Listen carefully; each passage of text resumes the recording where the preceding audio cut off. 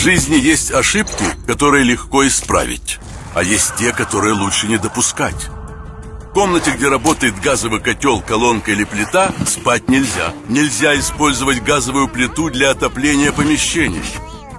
Оставлять включенную газовую плиту без присмотра нельзя никому и никогда. Кстати, используя в квартире газ, не забудь открыть форточку.